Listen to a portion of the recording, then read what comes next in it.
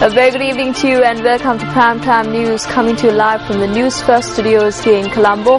I'm Stephanie Lazarus. And I'm Joel Artskoon. Let's take a look at tonight's headlines.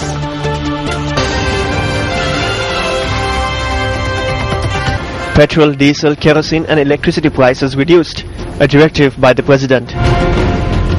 Chinese President Xi Jinping arrives in Sri Lanka in the midst of a warm welcome. Number of bilateral relations signed between Sri Lanka and China. 11,000 strong police force deployed for the Uva Provincial Council polls.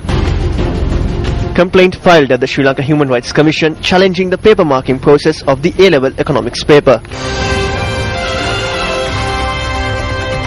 Now on to your top story tonight. The prices of petrol, diesel and kerosene will be reduced with effect from midnight today. President Mahinda Rajapaksa made this announcement during the official bilateral discussions held with the visiting Chinese president this evening. Well, the president added that as a result of the opening of the Norocholi thermal power plant, electricity tariffs can be reduced by 25%, kerosene prices will be reduced by 20 rupees per litre, petrol by 5 rupees and diesel by 3 rupees. With the opening of the Norocholi power plant today, electricity tariffs will be reduced by 25% with effect from today. Price of a litre of kerosene will be reduced by 20 rupees. A litre of petrol will be reduced by 5 rupees. The price of a litre of diesel will be reduced by 3 rupees. Petrol litre එක මිල රුපියල් 5කිනුත් diesel litre එක මිල රුපියල් 3කිනුත් අද සිට අඩු කරනු ඇත. Chinese President Xi Jinping arrived in the country this morning in a show of strength to the prevailing China-Sri Lanka relations. Incidentally, it is after a period of 28 years that a Chinese head of state arrived in Sri Lanka. President Xi Jinping was warmly welcomed to the country at the Bandaranaike International Airport.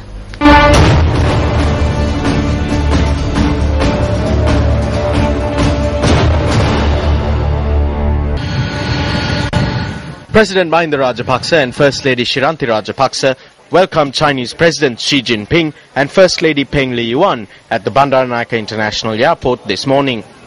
A number of high-level officials, including ministers and MPs, were present at the airport to welcome the Chinese President and his delegation.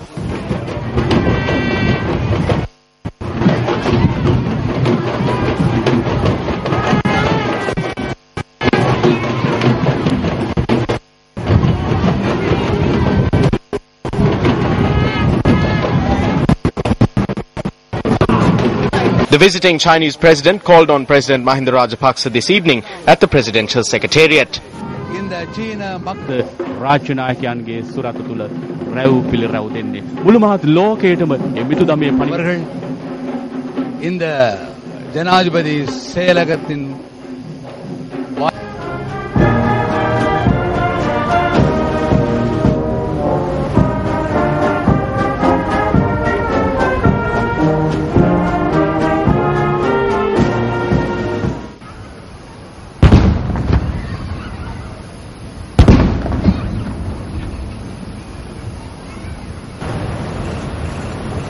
Good evening, Your Excellency. The Tri-Service Guard of Honor, comprised with colors for officers, 96 other rankers, is ready for your inspection. Your Excellency. Sri Lanka පැමිණි චීන වාජන සමූහාණ්ඩුවේ රාජ්‍යනායකයා උදෙසා ශ්‍රී Lanka ප්‍රජාතන්ත්‍ර සමාජවාදී ජනරාජ්‍ය Xi Jinping was elected President of the People's Republic of China on the 14th of March 2013 in a confirmation vote by the 12th National People's Congress in Beijing. He replaced Hu Jintao, who retired after serving 2 terms. Xi Jinping is the General Secretary of the Communist Party of China and the Chairman of the Central Military Commission. As he holds top offices of the party, state and military, he is sometimes informally referred to as China's paramount leader.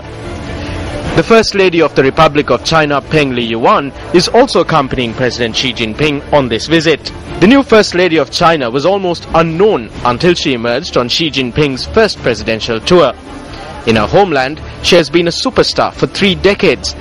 Peng Liyuan's emergence on the world stage has been greeted with delight in China. She was the first in China to obtain a master's degree in traditional ethnic music when the degree was established in the 1980s.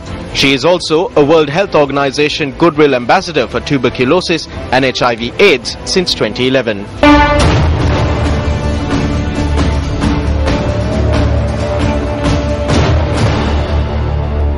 The visiting Chinese president called on President Mahinda Rajapaksa this evening at the presidential secretariat. Both leaders held extensive talks. The final phase of the Norachole thermal power plant in Puttalam that was constructed with Chinese aid amounting to $1.34 billion was declared open by Chinese President Xi Jinping from the presidential secretariat in Colombo.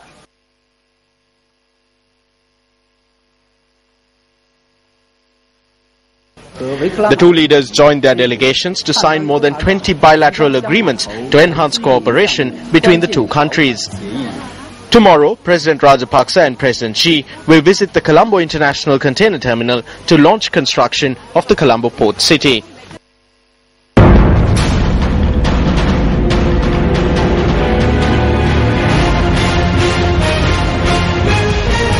Police media spokesperson SSP Ajit Rohane notes that about 11,000 police officers will be deployed in the Uva province during the elections to beef up security. Police special task force personnel are also to be deployed at polling stations as a security measure. The police say they have received 69 complaints thus far with regard to the Uva Provincial Council polls, while 45 persons have been arrested for election law violations.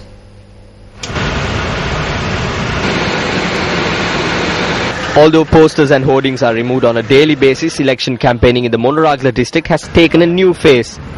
An awareness campaign was held last night to inform people of the distribution of the drought relief package worth 2,500 rupees each.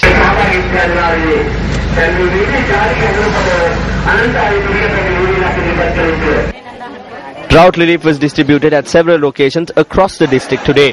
However, tensions flared owing to the long queues and conditions that had been imposed on the drought relief recipients.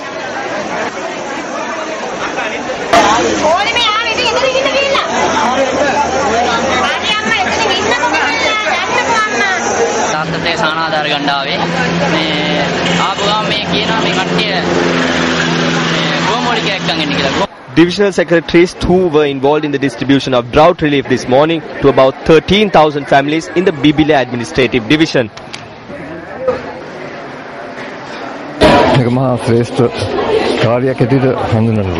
ලොකු දෙයක් අපිට මේ වගේ වෙලාවක ලැබුණ එක අපිට සන්තෝෂයි ඉතින් බොහොම ස්තුති කරනවා මේ කරපු උදව්වට මිනිස්සු වෙනුවෙන් ඒ වුණාට අපිට මේ 2500 තියෙන මන්දි ආසනීපෙන් බෙහෙත් ගන්නවත් මාසෙකට ඒ මුදල මන්දි නම් ලිස්ට් එක තියෙනවා අපිට නැහැ රජය විසින් මෙම The drought relief that is being provided by the government is distributed at 15 centers under the purview of the divisional secretariat. This cost around 30 million rupees. The relief was provided to all the people. Our cameras captured this footage of persons putting up posters at about 10 o'clock last night in Unagolla, Bibila. We visited several areas in Monoragala today as well. One significant thing that we witnessed today is the change in the propaganda process. Election propaganda will end from tomorrow, and this new phase of propaganda activities has come to light with that. This is the situation today in Monoragala.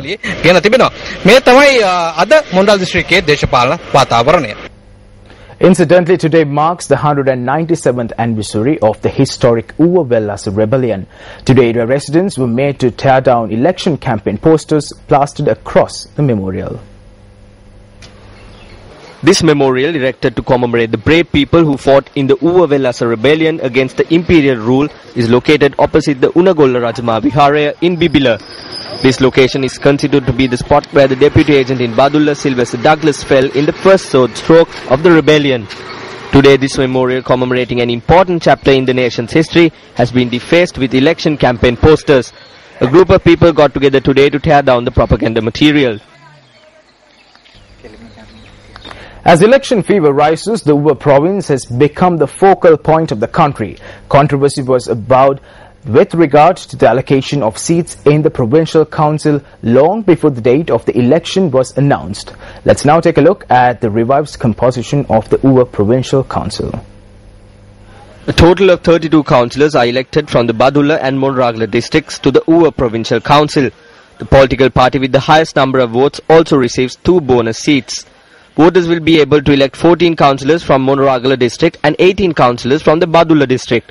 However, in the previous provincial council, 11 seats had been allocated for the Monoragala district, while 21 seats had been allocated for the Badulla district. It is notable that 3 seats formerly for the Badulla district have been allocated to the Monoragala district this time around. 942,730 people are registered to vote at Saturday's election. Up next is the battle for Uva.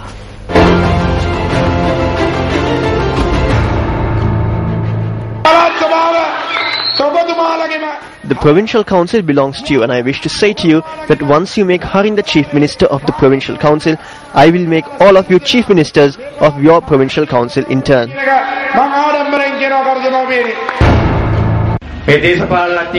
These politicians are following their agendas and you are abandoned in between the problems. You are deceived. No matter which of those powerful parties comes into power, they are like 2 sides of the same coin. All they have ever done is deceive the people. 73% of the households in the Monoragala district are unable to cover the minimum costs. This is what Shashindra Rajapaksa has left for you. Remember this well.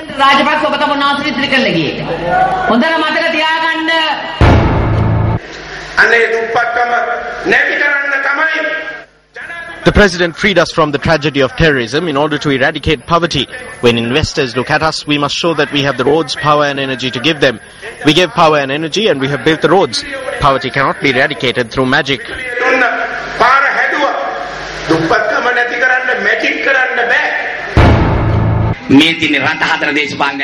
This is not politics that will rebuild the country. Think about it. In the past, there was 1 education minister. Now there are 15. Think about how good it was when there was only 1. In the past, votes were profitable and the government was profitable. At present, votes are a loss and the government is a loss. There are 15 ministers now who are feeding off our flesh. Is it a lie?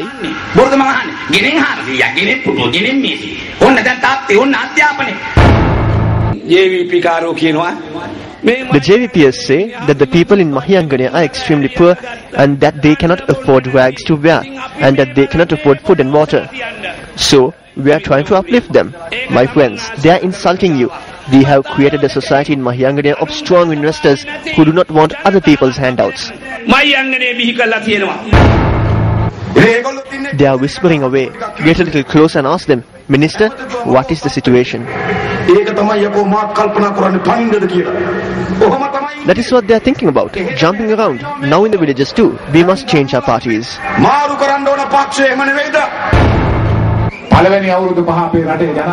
Our president spent the first 5 years teaching the word freedom to the people. It was done.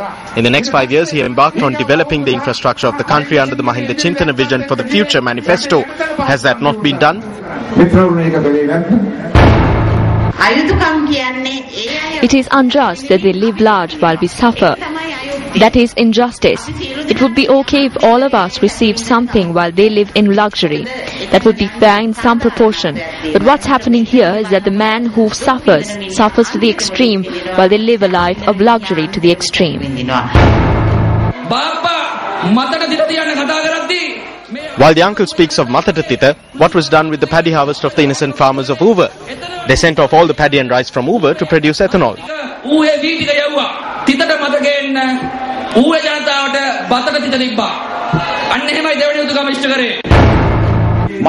I do not have space to set up a transformer in Mahiyangane. The villages have received light and are developing.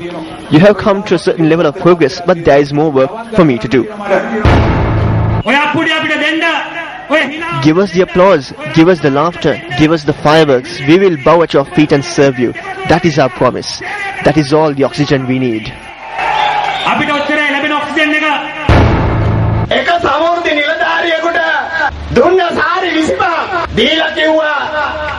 25 saris were given to one Samudhi officer and they were told to wear the sari and come for the meeting with 25 people. We met many people in the villages who wore those saris and went to them. They told us it is true that they wore the sari and went, but on the 20th they would make the government wear the same saris.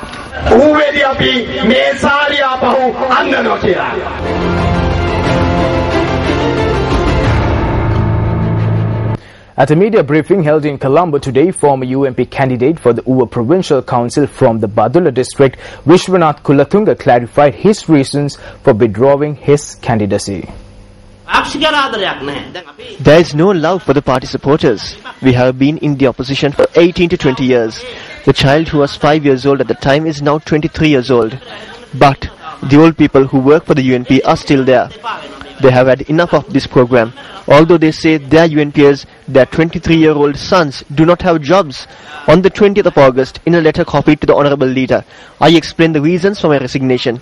In the same letter, I wrote that I am resigning so a qualified candidate can be put forward. I am not going over to the government. There is no point in us engaging in an election campaign with the purpose of breaking Chief Minister Dayasiri's record. We need to embark on a program to make the United National Party victorious. MP Sajith Premadasa has requested MP Mangala Samaraweera to work with the media for the future victory of the UNP instead of wasting time on criticising his work. MP Sajith Premadasa made this request in a statement issued today. In the statement issued today, MP Sajith Premadasa notes that Mangala Samaraweera, who claims to be the head of the UNP media unit, is continuously attacking the Sirasa Media Network and the owner of the network in order to fulfill a government contract. Sajith Premadasa points out that it is astounding that Mangala Samaraweera is unaware that the Sirasa Media Network faced bomb attacks and had its property set on fire for raising a voice on behalf of the UNP. Premadasa notes that it is Mangala Samaraweera's responsibility and that he should give priority to winning over the media, which has and continues to distance itself from the party rather than attack the media. Premadasa notes further that upon reading the statement issued by Mangala Samaraweera to the press, he is led to believe that shadows of the government within the UNP have been alarmed as a result of the party leader and himself joining hands at the 68th annual party convention held in Passara. Premadasa writes that by questioning his genuinity and commitment and demanding that he prove it in action, Samaraweera has made evident his displeasure and jealousy towards unity in the party. In his statement, Premadasa notes that such thoughts can only arise within a person who prays to protect the current regime.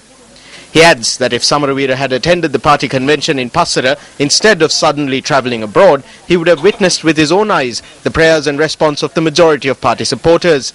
In the statement, Premadasa also highlights the differences between the United National Party and the Sri Lanka Freedom Party for MP Samaraweera's perusal. He points out that the UNP has never changed its symbol, its colour or its principles. Furthermore, Sajith Premadasa points out that it is far more important that Mangala Samaraweera first be aware of the great history of the United National Party before he attempts to identify the true hopes and aspirations of the party supporters. Before we go in for a short commercial break, let's take a look what's coming up in the news tonight. Jets hit IS fighters south of Baghdad at request of Iraqi forces, starting campaign to degrade and destroy group. Details on the Newsfirst International Desk.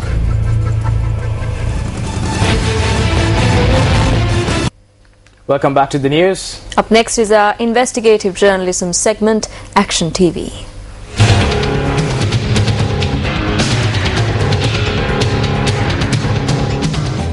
A complaint was filed with the Human Rights Commission of Sri Lanka today with regard to the marking process of this year's advanced level economics examination.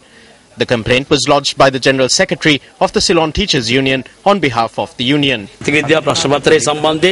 Professors and lecturers in the country have spoken at length about flaws in the advanced level economics question paper. Neither the Commissioner General of Examinations nor the Department of Examinations have listened to these submissions.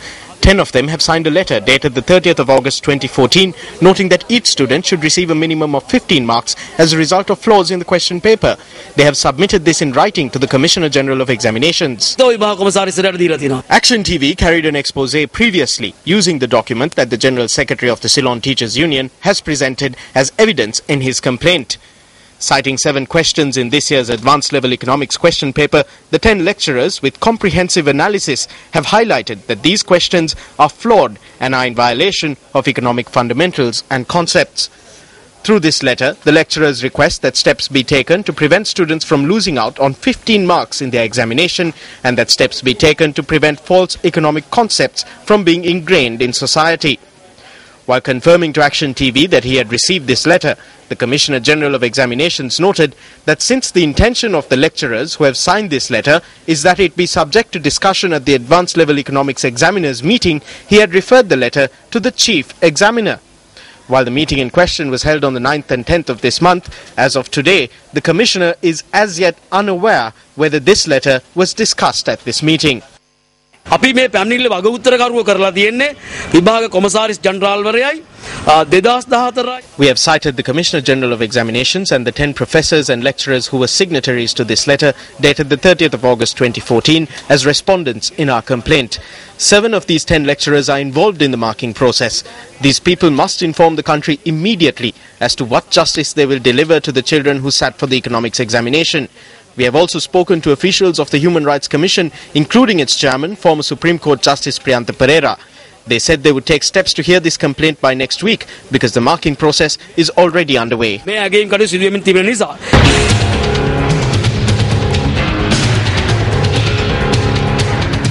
Irrespective of the political differences, the municipality needs to work with the government. Secretary of Defence Gotabaya Rajapaksa made this comment while speaking at the workshop on urban resilience organised by UN Habitat. Many intellectuals as well as foreign delegates were present for the workshop. Sometimes, unfortunately, because of when there is a political difference in the municipality and the central government, there is a reluctance of these mayors to get involved in with the central government. But fortunately, in Colombo municipality, even though the governing party of the Colombo municipality is from the opposition, they all cooperated, and the mayor worked with the urban development authority and especially with the Ministry of Defence in identifying the problems and also in the planning and then the execution. Here is a good example where in the northern province, where the chief minister is not cooperating with the government, because of that, there is ultimately the people of the area suffering. So this is why, irrespective of the political differences, when it comes to working or the implementation, they should work with the central government and the UDA. The Dampal Riyasarya convoy organised to commemorate the 150th birth anniversary of Anagarika Dharmapala arrived in Colombo today. The Dampal Riyasarya convoy, a joint initiative of Newsfirst and the Sri Lanka Mahabodhi Society, reached Colombo today following an 8-day tour across the country. The Dampal Riyasarya exposition was held at the Sri Vijayarama Purana Vihara in Ambalangoda this morning. Venerable Amulugala Sumangala Thero of the Maliga Kanda Mahabodhi Vihara conducted a sermon on Anagarika Dharmapala to inform the crowd that had gathered. The principal of PDS Kularatna College, Ambalangoda, also was present at the occasion. Area residents, including school children, were able to witness in real life the Sobana Maligawa vehicle used by Anagarika Dharmapala to spread his message, his passport and letters and books written in his own hand. Anagarika Dharmapala is a special personality of this country. We are immensely grateful to the Surasa Media Network for giving the people the opportunity to witness the items he used to mark his 150th birth anniversary. School students who came to witness the Dampal Riyasarya convoy also shared their thoughts with Newsfirst. I do not think we will get an opportunity like this ever again. Never before had we seen Anagarika Dharmapala's handwriting or real pictures of him. This is a great opportunity with school children. The Dampal Riyasarya convoy arrived at the Maliga Kanda Mahabodhi Vihara in Colombo this evening. A special event will be held at the Mahabodhi Agrashravaka Vihara in Maliga Kanda at 2 p.m. tomorrow to commemorate the 150th birth anniversary of Anagarika Dharmapala. A delegation from Japan, including senior Japanese parliamentarian Antonio Inoki, will participate at this occasion. The delegation also visited the Newsfirst Center in Colombo today. Incidentally, Antonio Inoki is also a champion wrestler. I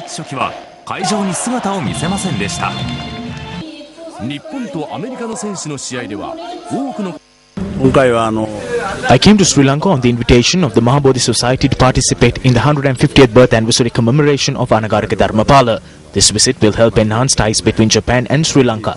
I came to Sri Lanka with the message of peace. I believe that the message of peace can be brought to Sri Lanka through Venerable Banagala Upatisatera. In post-conflict countries, reconciliation is very big issue. And I remember very famous words by your former president, Jayawardena. Hatred ceases not by hatred, but by love. My main objective in this trip is to think about reconciliation after conflict. I have heard a lot about Sri Lanka. I decided to come to Sri Lanka to witness its beauty, to look at the coast. I have also heard that the people of Sri Lanka are very kind. As an MP, today I have received the opportunity to witness it and experience it with my own eyes.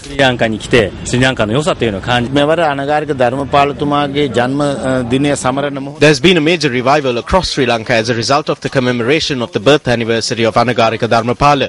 Another reason for this revival is the Dampal Riyasarya convoy that was organized by the Sirisa Media Network and the Capital Maharaja organization, which toured across the country. Every elder who witnessed this had tears in their eyes. They were happy. The Sri Lankan people to this day have a great deal of devotion towards Anagarika Dharmapala. It is because of him that today we are able to go to India, the birthplace of Lord Buddha, and visit the ancient temples.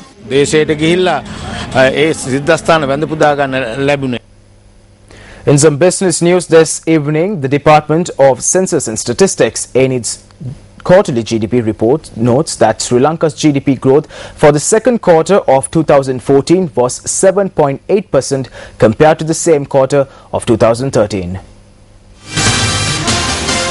GDP in the second quarter had increased to 840,653 million rupees compared to the 799,974 million rupees recorded last year during the same period, which is an increase of 7.8%. According to the report, the three main contributors to the economy, agriculture, industries and services sectors, had recorded significant growth for the quarter. Agriculture sector contributed to quarterly GDP by 10.6%, industries sector by 31.5% and the services sector by 58%.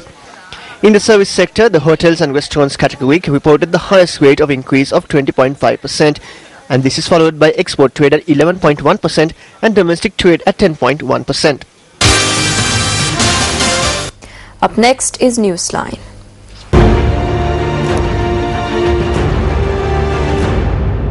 Corruption, good governance, phrases that appear to be on the tips of every tongue in this country at the moment, and no less on the tongue of this man, Mr. J.C. Waliamno. Mr. Waliamno, can you tell me, you're an award winner from Transparency International, you've done a lot of work for the eradication of corruption, but what exactly has been achieved?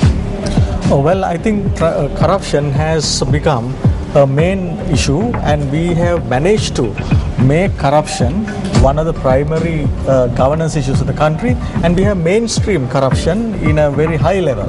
I mean, previously corruption was only election topic, but it's beyond now. People do understand. There are better discussions. We go into depth of it, and that is how we may be. But how do you measure the tangibility of the achievements that you speak of?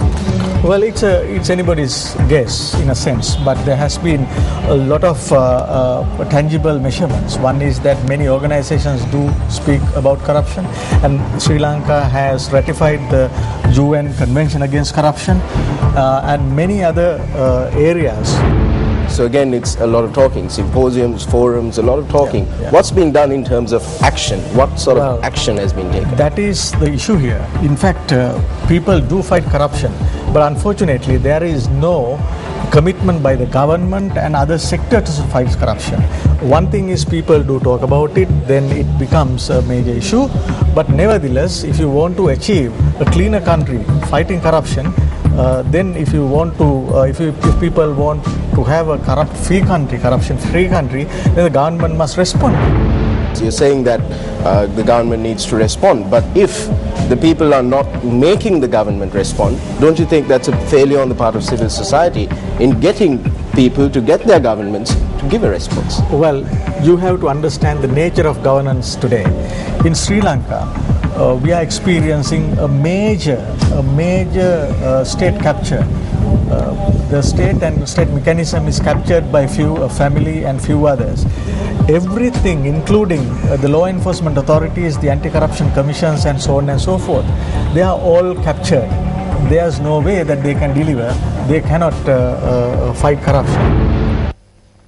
The first phase of the I Gave Back to Royal College project undertaken by the Royal College Colombo Group of 2003 was declared open today.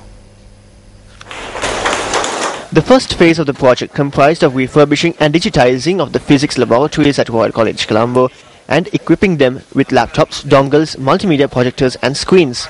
The project was completed at a cost of approximately 1 million rupees. The handing over of the modernized laboratories to the school administration was held today at Royal College Colombo. The second phase of the project, which comprises refurbishing and digitizing the chemistry laboratories at the school, is scheduled to be completed by 2015. Dilum Taranga from Kuruvita filed this report for News First. You report. An accident took place in the Pussala area on the Avissawella Ratnapura road. A car had veered off the road and toppled over. News First You reporter Dilum Taranga Kuruvita Sitter. First up on sports news tonight, the Lahore Lions defeated the Southern Express by 55 runs in the fifth match of the T20 Champions League in Raipur today.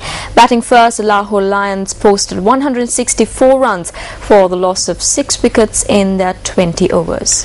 However, Southern Express could only reach 109 runs as they were bundled out in 18 overs. Here's a look at more sports news in brief. The Sri Lankan hockey team has qualified for the Asian Games this time around after an absence of 29 years. The team, comprising of several new faces and many veterans, will be led by Thusita Ratnasiri from Sri Lanka Army, while the team is being coached by Tilak Vimalasinghe.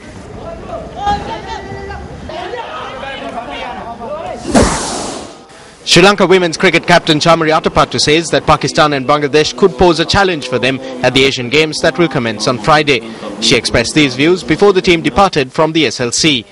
The first match they will play will be on the 23rd and will be considered a quarter-final game. A media briefing was held yesterday to announce the holding of the AmCham Fort Golf Tournament 2014.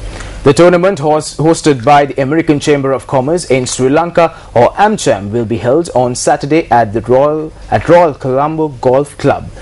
The golf tournament attracts approximately 200 golfers annually, and organizers believe this year will be no exception.